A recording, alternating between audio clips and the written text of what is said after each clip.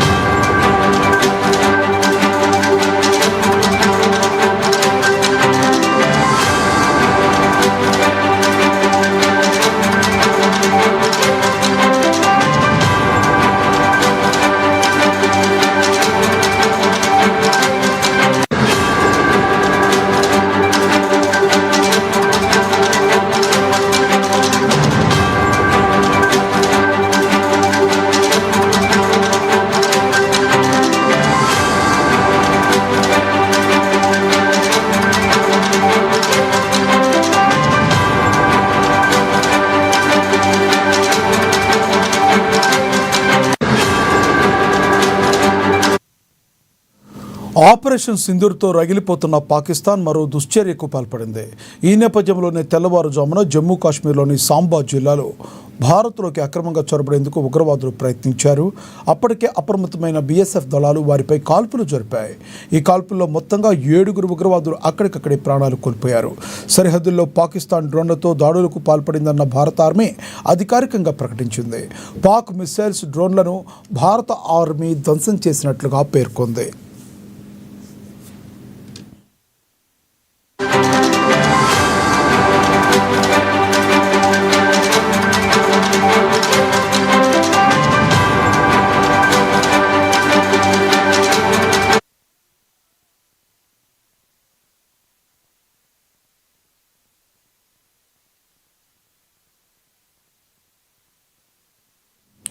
Operation సింధూర్తో రగిలిపోతున్న Pakistan మరో దుశ్చర్యకు పాల్పడింది. ఈ నేపథ్యంలోనే తెల్లవారుజామున జమ్మూ కాశ్మీర్లోని సాంబా జిల్లాలో భారత్లోకి అక్రమంగా చొరబడేందుకు ఉగ్రవాదులు అయితే ప్రయత్నించారు. అప్పటికే అప్రమత్తమైన బీఎస్ఎఫ్ దళాలు వారిపై కాల్పులు జరిపాయి. ఈ కాల్పుల్లో మొత్తంగా 7 ఉగ్రవాదులు అక్కడికక్కడే ప్రాణాలు కోల్పోయారు. సరిహద్దుల్లో పాకిస్తాన్ డ్రోన్లతో దాడులకు పాల్పడిందన్న భారత ఆర్మీ అధికారికంగా ప్రకటించింది.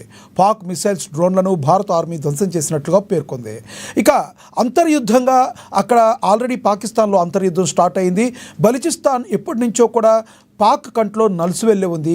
దొరికిందే అదనుగా భారత్ ఇటువైపు నుంచి దాడి చేస్తున్న టైంలో ఒకవైపు పాక్ మిలిటరీపై వెళ్ళి వాళ్ళ సైనికుల్ని డైరెక్ట్గా వాళ్ళు బలూచిస్తాన్ వాళ్ళు చంపేయడం జరుగుతుంది.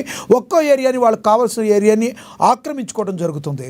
ఏం చేయాలో తెలవని పరిస్థితుల్లో పాకిస్తాన్ ఇప్పుడైతే ఉంది. మరి అన్ని విధాలుగా కూడా పాకిస్తాన్ లాసిపోయిన పరిస్థితి.